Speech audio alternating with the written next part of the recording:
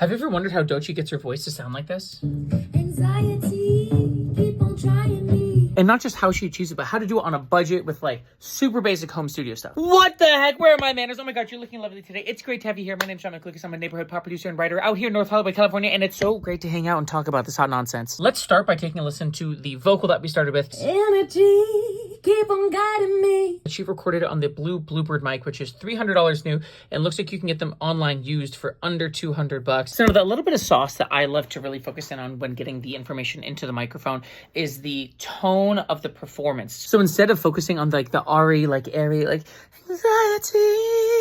we really want to kind of like almost like pushing a straw through your nose hole from your mouth, if that makes sense. Anxiety.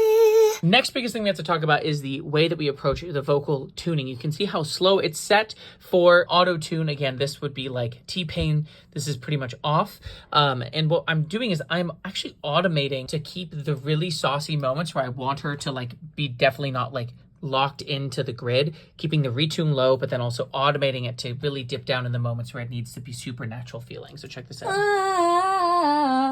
And I can hear the unshowered cargo shorts motherfuckers going like, oh, just tune it, Melodyne, make it perfect that way. No, that's not the point. Because the reason I want to do it like this is it's much easier to automate this little lane and just kind of pull something back a little bit when I'm doing revisions or notes rather than it being locked into Melodyne and then there's back and forth. And having to re-render that stuff is really messing me. So I like it this way and you can't stop me from doing it. Next up is a slew of the like foundation tools for any vocal that I do. You know that this is my like starting trio almost no matter what. We're going to start with some low mid carving and gently kind of bringing out the mids and the high mids and the high end in a nice natural way. Very basic de-essing, and then RVox is just the starting place because this is a compressor that doesn't require any kind of specific settings other than make it do squishy and squishy John happy.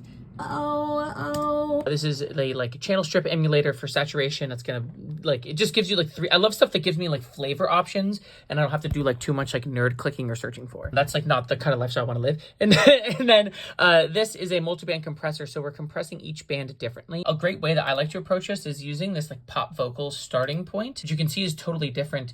But the way that it kind of like really likes to clamp down here and then accentuate these two bands, I kind of use then these lines as ways to experiment with what I need to bring out in this particular singer's voice. Very final thing, we have a couple of gorgeous little effects. We have a quarter note delay and a whole reverb. Very simple stuff tucked in the back, and let's listen to the final result. And also, like, if we really love this journey together, could you let me know? Because, like, I am just talking so fast. I'm talking to myself. It's so weird. I'm in this room alone, and it would be good to know. Or if you hate me, that's fine, too. Just comment and tell me you hate me, or comment and tell me, wow, you got a third chain, John. You're so advanced for men's fashion, where the bar is below the fucking floor for men. Serenity, keep on finding me.